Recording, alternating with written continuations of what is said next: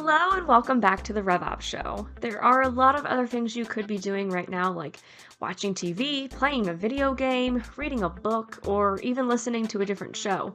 But instead, you chose to listen to the RevOps Show, and we're so grateful for that. Yes, today Jess and Doug are discussing opportunity cost and how it relates to the RevOps world. You're in for a treat as there's a lot of great examples and insights that'll help you here. So, with that, let's get started.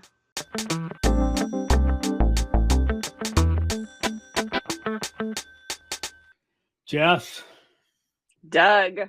I think this is our first show of the year. It is. Yeah. Happy New Year. Happy New Year. It's been a hell of a year. It feels like December. It does. It does. I'm ready to go on vacation again. There you go. But Jess, when are you not ready to go on vacation? I mean, That's a fair point. It's a fair point. I'm always ready to go on vacation. But did you get rested this weekend? Get some I did. Rest, relaxation. I did. Tell your Rugrats to stop screaming and run around the house so they can be I told chill. them that doesn't mean they listen, but I did tell them. Do you have that mom tone that communicates the "I ain't kidding around this time" and they get that? Oh yes. Yeah, yes, I do. I have a good mom voice. I mean, I figured you have one here at Imagine where we go. Oh, right. Yeah. Not to mess with you, so I figured that it would work with the kids. Yeah, it's a voice and face combination situation going on. So, yeah. Well, Jess, I don't think we're going to run out of material to talk about here in 2022, given just what we've seen so far this year. No, we could probably have a whole year worth of podcasts off of the first 2 weeks. There you go. So what are we talking about today, Jess? What are we talking about? Today I want to talk about one of our first principles for radical execution. I want to talk about consider the opportunity cost and what that means and how you apply it. So let's start with one? That is not our first one. Our first principle is simpler is better. Oh, well, that's number 5. Okay, see, I totally confused me, Jeff. I said one of our first principles for gotcha. One of our first, not the first, not one of the first. Gotcha. I'm sorry, misunderstood. It's a little early. Not the first. One of our first principles. Remember, it's later in the day for you than it is for me. It's not true. Okay. And your figured I might be able to pull one over on you. So first, let's talk about what does this mean? Like, how would you explain? How would you define consider the opportunity cost? Because I picked this because I don't think this one is as commonly known as some of the other principles. I think there are a lot of potentially different definitions. There are opportunity cost. I mean, at its simplest, it's and it's funny because that's opportunity cost is number 5. Make sure the juice is worth the squeeze is number 6. They're very, very closely related. Yeah. So opportunity cost is consider what else you could do. So laying out all your options. Well, not necessarily that. Actually, you know what? That's a perfect example of not taking into account opportunity costs. If I were to lay out all my examples, the amount of time that it's going to take for you to lay out all your examples as you get to a point of diminishing returns. Yep. When you get to the point where the juice isn't worth the squeeze, right? What happens is the cost of doing what is quote unquote right, lay out all of my options, is there are other things you could do that would be worth more, right? So one of the battles that I take with people that have become super proponents of RevOps, it's very common for people to say RevOps, you need to begin to RevOps needs to be a key discipline from the first person, right? And I've said when you're below a certain size, a certain scale, a certain scope, there's technically RevOps things that are of course always happening, but to quote unquote pay attention to that, to pay attention to reducing friction before you get to a critical mass of force, the opportunity cost. Like I can't say it's wrong to make sure that your database is completely clean. I can't say it's wrong to have all non-relevant data, but I would say, well, that's an example of juice for the squeeze, but also it's, if we were to do that, if we were to do something else with that time, yep, what would that mean? Are there higher value aspects? There's an aspect of never make the cure more costly than the illness, never make the cure more damaging than the disease.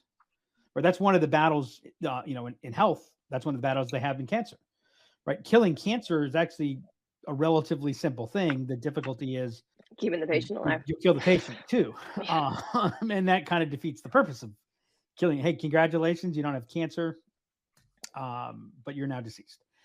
And then another element of opportunity cost is consider the opportunity value, which is to me value is a form of cost, which is where are your highest leverage areas, which basically says if this were working better, what else would you be able to do if this were not a problem, right? So if pipeline insights were not a problem, if you had, right, what else would you be able to do? That gets into the opportunity cost of the problem. So you've got direct costs, you've got indirect costs. We have a tendency to be obsessed about that. But the highest leverage, if you're looking for scale and growth, is opportunity cost, and really understanding that where's that leverage. As a baseball coach, feet were getting your feet and weight in the best position. That was the highest leverage activity, and so I would spend much more time on that than other technique, because when you have those right, so many other things go right. Whereas if you focus on more of the individual technique that is oftentimes more obvious, there's less leverage there. And if you're doing those other things right, but your foundation is not right, feet, weight, then you could do those other things right, and you'd still reduce your probability, because that's again an example of looking at for the effort. Again, there's a lot of juice for the squeeze here. For the effort, what's the total outcome?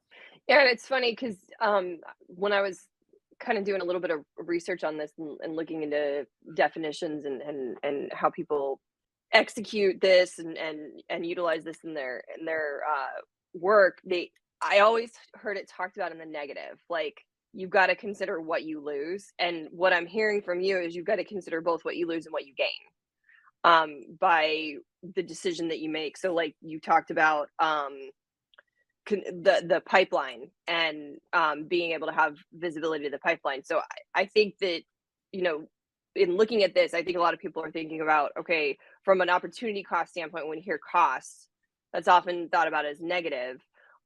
You've got to think about what you're putting, like whatever decision you're making, what you're putting into it, what do you pick up from that? What do you gain? Yeah. So the way I would say it is that price is what you pay for something. Cost is its consequence. And so cost could be positive or negative. Gotcha. Early on in my career, and I made management mistakes, and part of, I repeatedly made management mistakes.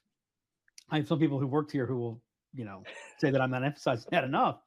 One of the challenges that I always had was, well, I could deal with this. That's costing me, this employee is costing me whatever, or I could go win a new account that would be worth 3 times that. Yeah. Right. And I would always, now some of that was my own ability to avoid things that I didn't want to do. But also, candidly, if I had it to do all over again, I think I would still do the same thing, because, one of my favorite strategic coachisms from Dan Sullivan is, if you have a problem and you have the money to solve a problem, then you don't have a problem. You don't have a problem. Yeah. And so, yeah, I think that, if you don't have any constraints, so if you have, if you have excess time, if you have excess cash, if you have excess capacity, then opportunity cost really isn't often a meaningful thing, right? Opportunity cost really comes in when you're dealing with constraints. Now, I don't know anybody that's not dealing with constraints, right? At some point, you've got to make a choice of this or that. And that's where opportunity cost comes in, because if I do this, then I can't do that. Now, by the way, sometimes that's time and resource related. Sometimes it's path related, right? So yeah, if I choose, I can't think of something, but if I make a strategic choice that puts me on one path, then that means I can't do the other path. Right. Right. Okay. Well, what's the opportunity cost of that? If I, and this gets into us outside of the fact that humans are just naturally good at finding problems, and realize that we're biologically programmed to be able to do that. I'm sure there was some aspect of humans at some point that were only really good at seeing what was right with things as opposed to what was wrong. And the difficulty is they got eaten by the woolly mammoths, right? So they kind of got, they kind of went extinct because, many years ago when we, had to fight for our survival, there was far more reward for being attuned to what was wrong than there was to being attuned to what was right.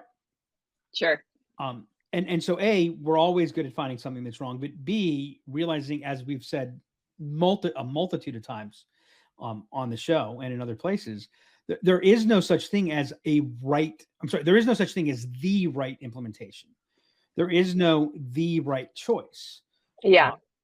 There are plenty of wrong ones, but every choice you make with some very, from a percentage standpoint, a small percentage of exceptions, there's always trade-offs, right? And trade-offs mean there are advantages and disadvantages. And that means that when you make a choice, and by the way, that's opportunity cost. When you're making a choice, because you want these advantages and you're going to accept these disadvantages as a result, I think people forget sometimes that means those disadvantages are going to show themselves at times. Yeah. And they're going to be, and you know what they're going to be, Jess? They're going to be disadvantageous.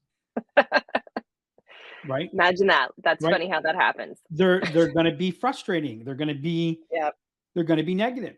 So there has, we have a tendency to want to treat our symptoms. And so we jump in and we go, oh, that's not right. Let's fix that. Okay. Well, when we fix that, what other impact will that have? Right. Understanding that is another element of opportunity cost. Yeah. And it's funny, you went to one of the examples that I wanted to talk about, which was cleansing a database before migrating. Because it probably was the first one that popped in my mind in relation to this, because it's one of the things that I live with, because I help manage that piece for us. But it's fascinating because everybody wants that. Like, everybody's mindset is, okay, we're going to clean the database before we migrate everything over. Like, so we're moving from Salesforce, for instance, to HubSpot. We want all the data in Salesforce clean because we want to start with this perfect clean database. And then when we start talking about, okay, well, what does that actually bring you and what does that actually do for you? Oh, and by the way, does it really make sense to try to clean it beforehand? Is that a better resource pool than doing it after we migrate, where we may have more resources, more context, more capability? So it's kind of fascinating that your mind went there and mine did too. That was actually the first one I had written down. So well, I'll give you one before that you'll remember really well, because I used to talk about this about website. Right. I used to say, and website projects are notorious in getting stalled and taking forever. Yeah. Because everybody wants to get, the message, like they want to get everything right, which again, there's no such thing as right. And the other thing is, as we move forward, right constantly changes. And so I remember I was at a HubSpot Grow event, one of their, prospecting events that they did. And Mike Volpe, this back when he was still the CMO there, talked about, he said, the interesting thing about or he asked the question, how many of you have launched a new website in the last whatever period of time? How many of you hated your website the day it launched? Right. And everybody not everybody, a large majority of people hate their website the day it launches because it's so old and because it's taken so long and things have changed and so I used to be a big fan of saying, hey, look, let's fix these elements of the website and let's not worry about the messaging right now. Let's just get and that was a hard thing for people to grasp, because they're like, oh no, I can't do that. And I'm like, well, wait a second.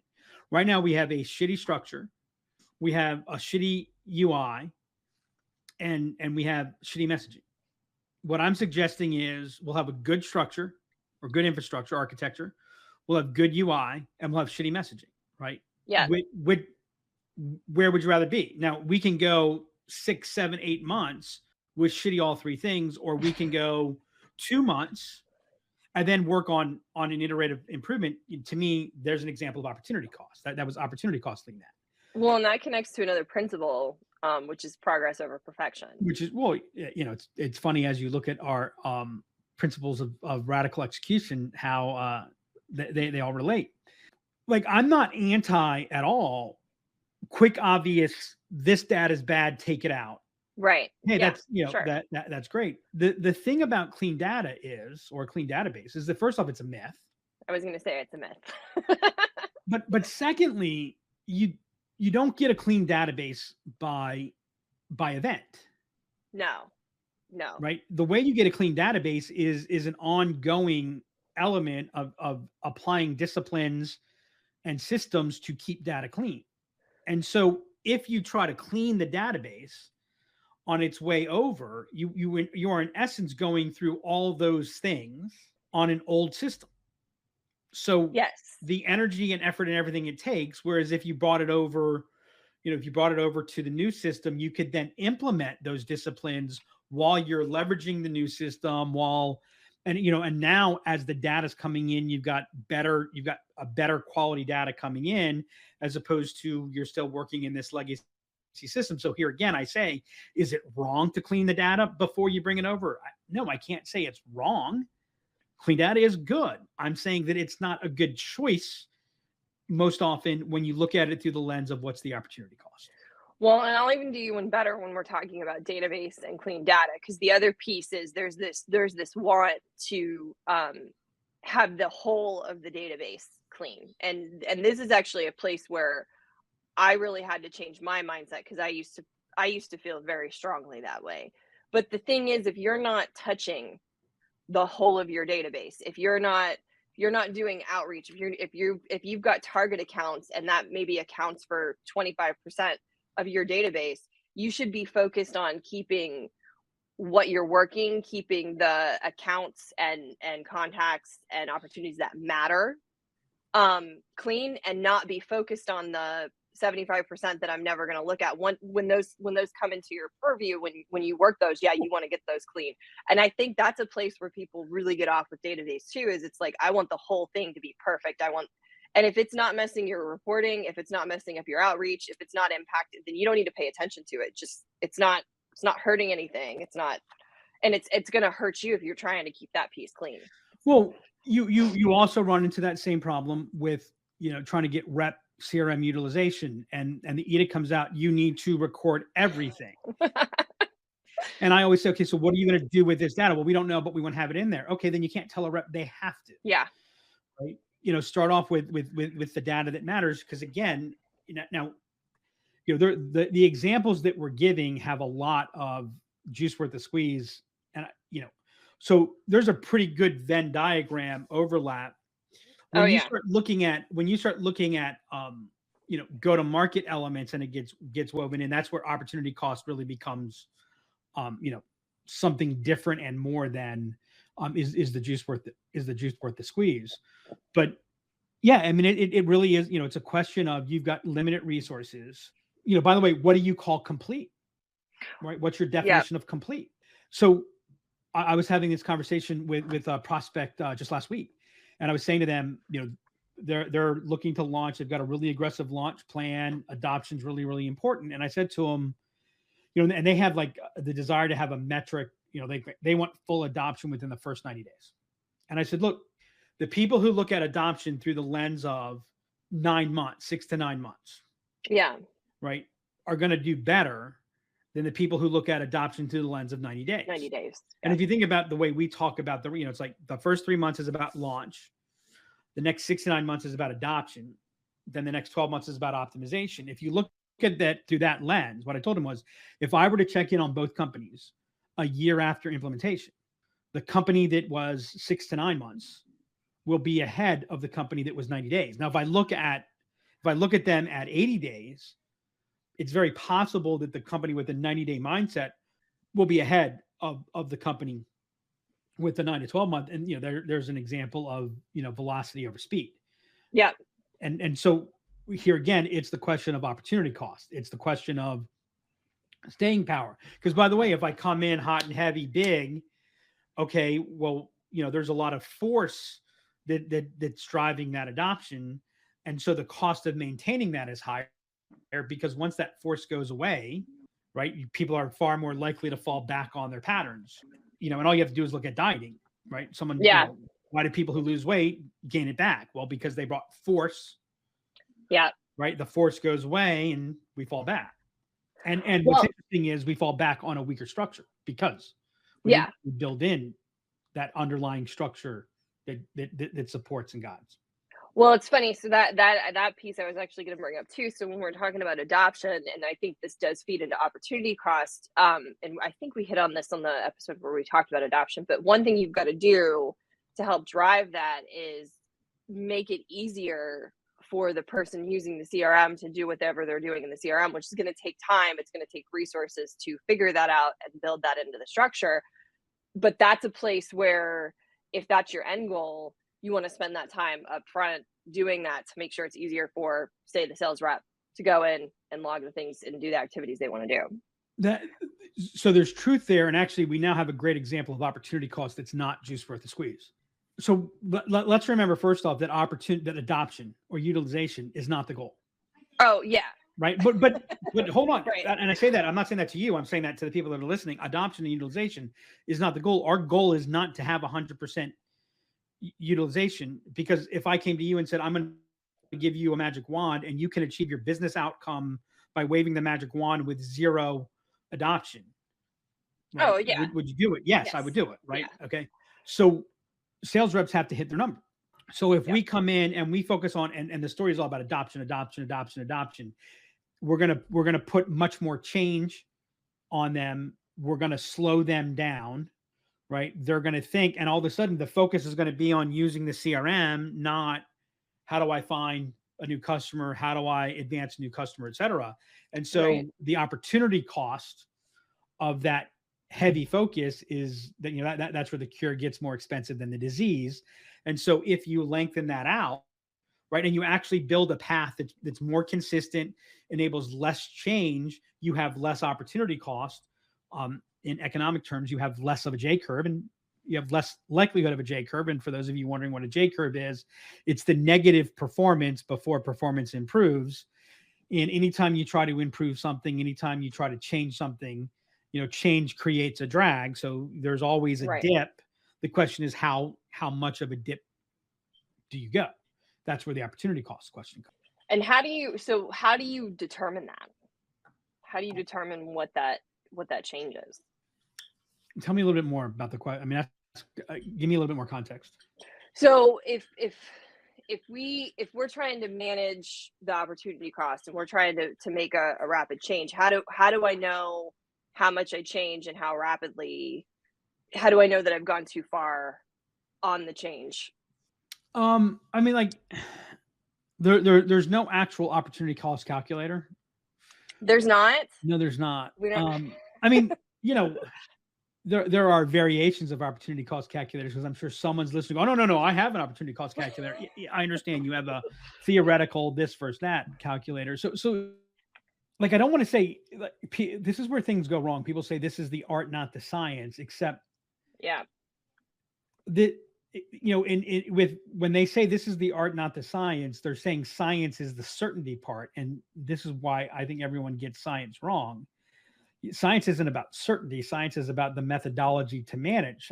I mean, so what you do is you run hypotheses. Okay. What you do is you start off. I mean, it is really contextual to the situation.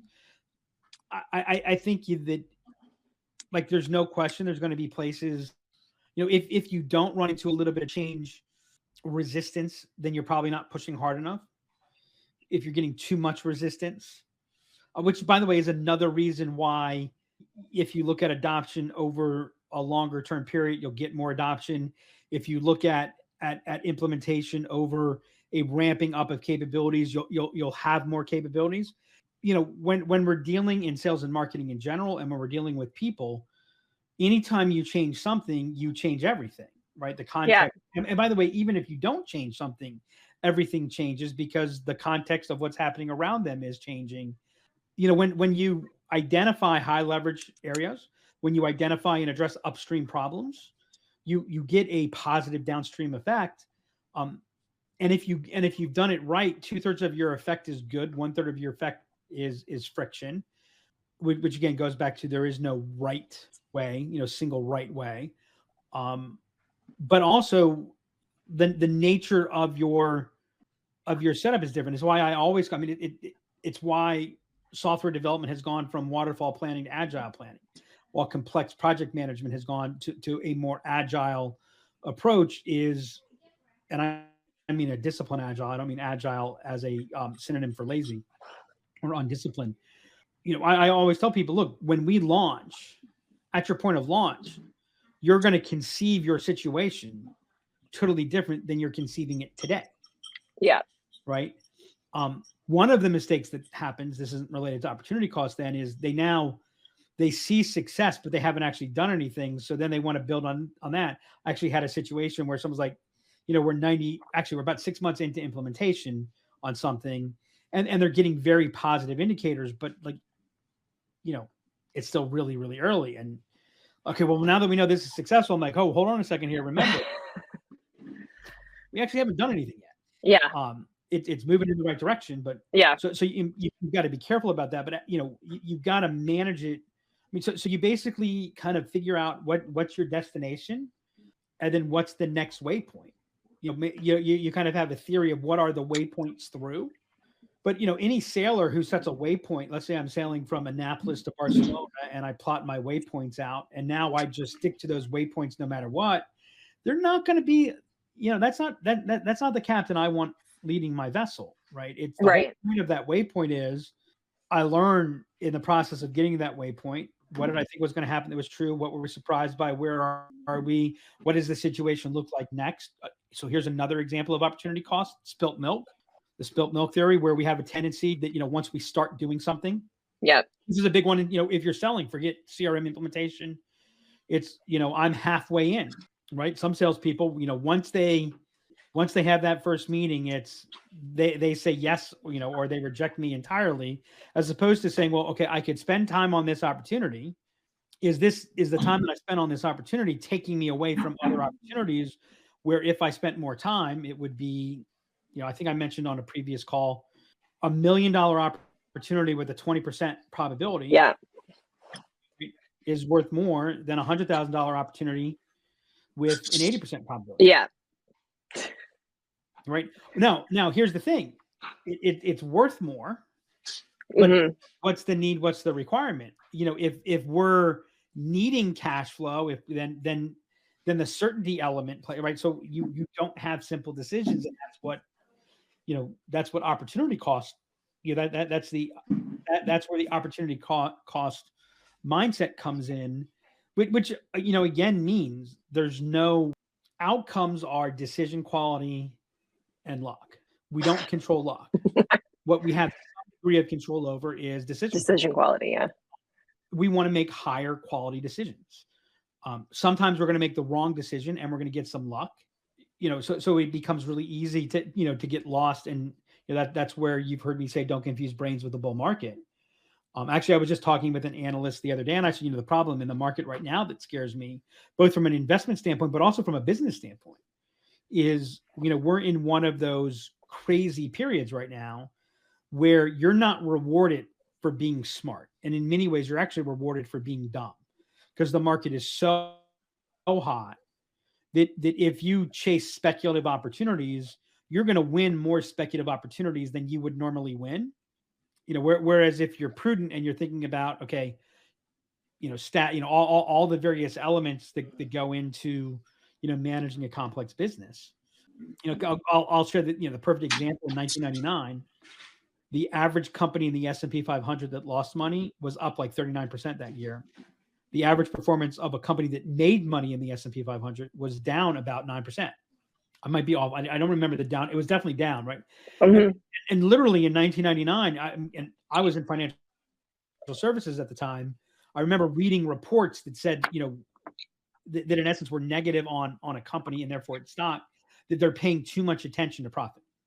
Ah, right? That making money, and that was, and I remind everybody that January 2020 was when E-Trade ran their "He's got money coming out of his wazoo" commercial on the Super Bowl. You can look that up on YouTube if you want to know what that was. So again, that's a place where, how do you know what your opportunity cost is? What is the opportunity cost? You can certainly make the argument, what would you like it to be? You can certainly use opportunity cost as a rationale for anything, and that's where discipline in the scientific method is, what's your hypothesis? And then as the data comes in, the data influences your decision. You don't follow the data blindly. Yeah. But if you've got a strong hypothesis, if you're following that process effectively, you'll more often than not, in a non-straight line, increase your decision quality. And then what you'll find is, look at every company that successfully truly scales growth and stays. It's right. We call it hockey stick growth, which is nothing, bam. Yeah. Right? Well, the nothing wasn't no growth. It was just consistent incremental, where it becomes cumulative, and then all of a sudden, it takes off. Take off is, that consistency leads to staying power. Actually, I forget the economic principle, but it basically says, the longer something's been around, the more likely it will be around that much longer. So the Beatles have been popular for 50 years. Mm-hmm. Actually 60 years, right? 60. Right? They've been popular for almost 60 years. So Yeah. it's highly probable that 60 years from now, they're still popular. Yeah. Right. Whereas K-pop has been popular for the last 2 years, and it's super popular. And right now it is far more popular than the Beatles. Yeah. But there's a lower likelihood it's going to be popular in 60. Yeah. So, yeah. I gotcha.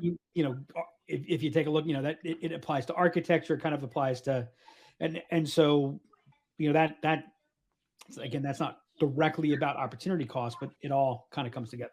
Yep. So I have some interesting takeaways. By the way, I really liked what you said, and this is akin to opportunity cost, but doesn't necessarily directly apply. But if you're not getting resistance, you're not changing enough, because there's always the inclination of, hey, we can't do this, I'm getting too much pushback. No. That's part of what we're doing here. You're going to get pushed back. This is about changing behaviors and kind of changing my mindset. So I think that's something, particularly when we're talking about implementations, to keep in mind. We always see it too with sales reps when we launch a new sales development program. We always get that pushback because of the change. I think the overlap of the principles when we talk about this one especially is really, really fascinating to me. Like the Venn diagram that you talked about, and then waypoints are critical, and keeping in mind that we're testing hypotheses a lot of times. So taking a look at what we're doing, having that influence our decisions on the next iteration is super important. So those were kind of my big takeaways. I'll add two others that I think people should have, and that is, one of the questions that I'm always striving for us to ask is, if I do this, what am I not doing because of that? And what would I be better doing? And consider what's the second order effect, right? So what is the impact? If I do this, what's the downstream, what's the next day impact of doing that versus doing something else? Yep, absolutely. Cool. So this was I thought this was good. I like I said, I think it's the one principle that we have that people are less familiar with. So I wanted to kind of unpack it. And I think, you asked, going back to a question you asked earlier, how do you know what the opportunity cost is? And, as I said, you don't, right? Because it's also based on a whole lot of, there's this part of the point is simply considering it. Yeah. There's aspects where we have a tendency, as we're making decisions, we get into tunnel vision, and simply asking the question, well, if we do this, what are we not doing, and what impact would that have? that'll create a pause that will in and of itself increase your decision quality. Yeah, it'll force you to. By the way, it's why I'm a fan of going, well, who was it? Reed Hastings, I think it was. It was Hastings or Hoffman, one of the Reeds, said, and this was about development, said, if you're proud of your beta, then you waited too long. Oh, yeah. Right? Yeah, we talked about that. And I'm a big fan of going live with an imperfect system. You and I won't, but could list a few where the delay in pursuit of perfect, actually leads to a substandard implementation. And how many months did it delay the ability to start using something and begin to get that correctly? Because by the way, now you also have a whole learning curve that's been delayed. And so yeah, I would argue when that happens, it hurts more than. Oh yeah. And that's opportunity cost. By the way, it's Reed Hoffman. It was Reed Hoffman. Yeah. When I said Hastings, I said, no, that's not right. Hoffman. Yeah. I got it eventually, right? Second try. Yep. You get 3 strikes in baseball, Jess. On that note, I think that's a good note to end on if you the Reed Hoffman quote. So yeah. And that's a wrap on this episode of the RevOps Show. Being in business classes, one thing I learned in every single one of my classes was about opportunity cost and how it was usually a negative connotation because you would be losing out on something for doing something else. A big thing I took away from today that you should also remember is that opportunity costs are not always negative. They can also be positive. So if you enjoyed this episode, please make sure to go subscribe on Spotify and Apple Podcasts, leave us a review, and share the episode. If you have any questions you would like to ask Doug or Jess about opportunity cost or anything else RevOps related, email me at hannah@imaginellc.com or hit us up on Twitter @demandcreator.